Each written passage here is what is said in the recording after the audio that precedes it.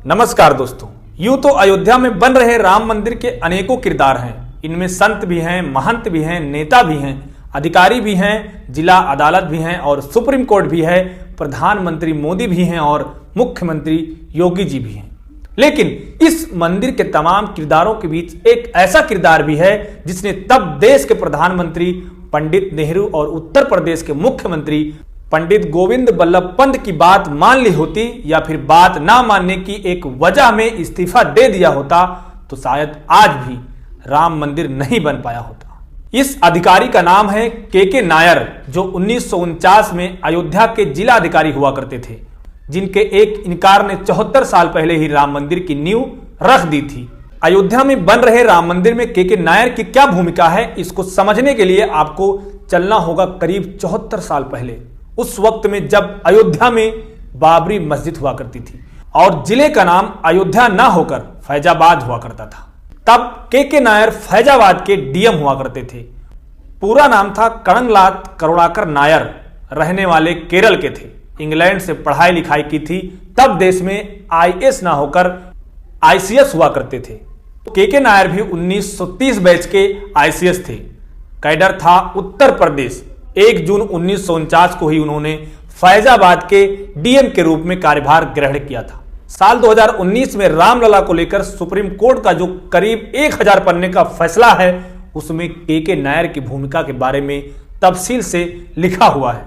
Supreme court के फैसले के मुताबिक 29 नवंबर 1949 को फैजाबाद के एसपी कृपाल सिंह ने फैजाबाद के डिप्टी कमिश्नर और डीएम के खिलाफ नायर को पत्र लिखा। पत्र में लिखा था, मैं शाम को अयोध्या के बाबरी मस्जिद और जन्म स्थान गया हुआ था। मैंने वहां मस्जिद के इर्द गिर्द कई हवन कुंड देखे। उनमें से कई पहले से मौजूद पुराने निर्माण पर बनाए गए थे। मैंने वहां ईंट और चूना भी देखा। उनका वहां पर एक बड़ा हवन कुंड बनाने का प्रस्ताव है, जहां पूर्णिमा पर बड़े स्तर पर कीर्तन और यज्ञ होगा। सुप्रीम कोर्ट के फैसले में ही लिखा है कि एसपी ने डीएम को लिखे पत्र में इस बात की आशंका जताई थी कि पूर्णिमा के दिन हिंदू जबरन मस्जिद में घुसने की कोशिश करेंगे। 16 नवंबर 1949 को डीएम के नायर ने उत्तर प्रदेश सरकार के गृह सचिव गोविंद नारायण को पत्र लिखा और दावा किया कि वहां पर विक्रमादित्य द्वारा बनवाया गया मंदिर था, जिसे बाबर ने ध्वस्त कर दिया और मंदिर के अवशेष से मस्जिद बनवा दी। इस पत्र में ही के नायर ने लिखा कि उन्हें मस्जिद पर कोई खतरा नहीं दिख रहा, जिसका जिक्र एसपी कृपाल सिंह ने अपने पत्र में किया था। लेकिन 22 दिसंबर 1949 के दरमियान रात को मस्जिद के अंदर राम लला की मूर्ति प्रकट हो गई। दरअसल अयोध्या के लोगों का मानना है कि 22 दिसंबर 1949 की रात को बाबरी मस्जिद के बीच वाली गुंबद के ठीक नीचे राम लला प्रकट हुए थे। अभी अयोध्या में जिस राम लला के विग्रह की पूरी दुनिया पूजा करती है, या वही विग्रह है जो 22 दिसंबर 1949 की रात को मस्जिद के अंदर प्रकट हुआ था। हालांकि तथ्य यह है कि बाबरी मस्जिद के बाहर एक राम चबूतरा हुआ करता था और जिस पर सदियों से रामलला का यह विग्रह विराजमान था। इसकी पूजा अर्चना होती रहती थी। राम चबूतरा निर्मोही अखाड़ों की देखरेख में था। लेकिन 22 दिसंबर की रात को वह विग्रह मस्जिद के अंदर बीच वाले गुंबद के ठीक नीचे पाया गया था। अयोध्या थाने के तत्काल एसएचओ रामदेव दुबे की ओर से 23 दिसंबर 1949 को एक एफआईआर दर्ज करवाई गई थी। इस एफआईआर के मुताबिक 22 दिसंबर की रात राम चबूतरे पर बने मंदिर का ताला तोड़कर मूर्ति उठा ली। वह लोग मस्जिद की दीवार फांदकर दाखिल हो गए और वहां भगवान राम की मूर्ति रख दी। रामदेव दुबे की एक एफआईआर के मुताबिक मस्जिद में उस वक्त तैनात कांस्टेबल माता प्रसाद ने भीड़ को ऐसा करने से रोकने की कोशिश भी की थी, लेकिन वह नाकामयाब रहा। उस कांस्टेबल ने और भी फोर्स बुलाने की कोशिश की, लेकिन जब तक फोर्स आती, भीड़ मस्जिद में मूर्ति रखकर गायब हो चुकी थी। रामदेव दुबे ने इस केस में हनुमानगढ़ी के महंत अभिराम दास को मुख्य आरोपी बनाया था, जिन्हें बाद में अयोध्या के लोगों ने राम जन्मभूमि उद्धारक या फिर उद्धारक बाबा कहना शुरू कर दिया। अब हुआ यह कि 23 दिसंबर की सुबह ही रामलला के प्रकट होने की खबर अयोध्या और उसके आसपास के इलाकों में भी फैल गई। लोगों की भीड़ जुटने लगी और भय प्रकट कृपाला दीनदयाला के भजन भी शुरू हो गए। सरकार तक भी पहुंची। तब केंद्र में प्रधानमंत्री थे पंडित जवाहरलाल नेहरू और गृह मंत्री थे सरदार वल्लभ भाई पटेल, जबकि राज्य में मुख्यमंत्री थे गोविंद वल्लभ पंत और गृह मंत्री थे लाल बहादुर शास्त्री।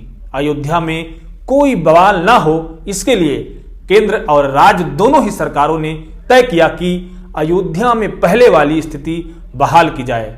इसके लिए उत्तर प्रदेश के तत्कालीन मुख्य सचिव भगवान सहाय ने फैजाबाद के डीएम को आदेश दिया कि रामलला की मूर्ति को मस्जिद से निकालकर राम चबूतरे पर फिर से स्थापित कर दिया जाए। और फैजाबाद के डीएम थे वही के नायर, जिन्होंने एक हफ्ते पहले ही अपनी रिपोर्ट में यह कहा था कि मस्जिद सुरक्षित है और वहां पर कुछ भी नहीं होगा। लेकिन 22 दिसंबर की रात को मूर्ति रख दी गई। ऐसे में के नायर को मुख्य सचिव का आदेश आया था कि वह रामलला की मूर्ति को मस्जिद के गुंबद से निकालकर फिर से राम चबूतरे पर रखवा दे। मुख्य सचिव भगवान दास ने यह भी कहा था कि अगर इस काम के लिए अतिरिक्त फोर्स भी लगानी पड़े तो फोर्स लगाई जाए। 23 दिसंबर की दोपहर को जब के नायर के पास यह आदेश पहुंचा तो उन्होंने इस आदेश को सिरे से मानने से इनकार कर दिया। अपने जवाब में उन्होंने लिखा कि ऐसा करने से अयोध्या और आसपास की कानून व्यवस्था की स्थिति खराब हो सकती है। इसके अलावा कोई भी पुजारी मस्जिद से निकालकर मूर्ति को फिर से राम चबूतरे पर विधिवत स्थापित करने को तैयार नहीं। मुख्यमंत्री गोविंद वल्लभ पंत नायर के तर्क से सहमत नहीं हुए। इस पर पंडित नेहरू का भी दबाव था कि अयोध्या में पुरानी व्यवस्था को ही बहाल किया जाए। तो गोविंद वल्लभ पंत ने फिर से के नायर पर दबाव डाला और बदले में के नायर ने फिर से आदेश मानने से इनकार करते हुए अपने इस्तीफे की पेशकश कर दी। 25 दिसंबर 1949 को पत्र में के नायर ने लिखा, अगर सरकार अब भी चाहती है कि रामलला की मूर्ति को वहां से हटाकर बाहर किया जाए तो मेरी गुजारिश है कि मेरी जगह पर किसी और अधिकारी की नियुक्ति कर दी जाए। 26 और 27 दिसंबर 1949 को यूपी सरकार के मुख्य सचिव भगवान सहाय को लिखे पत्र में के नायर ने लिखा कि 23 दिसंबर को जो घटना घटित हुई वह अप्रत्याशित थी और उसे वापस करना मुश्किल था। के नायर ने सरकार को सुझाव दिया कि अब इस मामले को अदालत के हाल पर छोड़ दिया जाए और जब तक अदालत का फैसला नहीं आता मस्जिद में जहां मूर्ति रखी है उसे जाली से घेर दिया जाए। साथ ही मूर्ति को भोग लगाने वाले पुजारियों की संख्या 3 से घटाकर 1 कर दी जाए। इसके अलावा नायर ने मूर्ति के पास सुरक्षा घेरा बनाने की भी सिफारिश कर दी। अब मुख्यमंत्री गोविंद वल्लभ पंत के पास 2 रास्ते थे। पहला तो यह कि वह के नायर का इस्तीफा स्वीकार कर ले और किसी दूसरे अधिकारी को तैनात करके मूर्ति को मस्जिद से बाहर राम चबूतरे पर लेकर आए। दूसरा यह था कि वह के नायर के सुझाए गए उपायों पर अमल करे।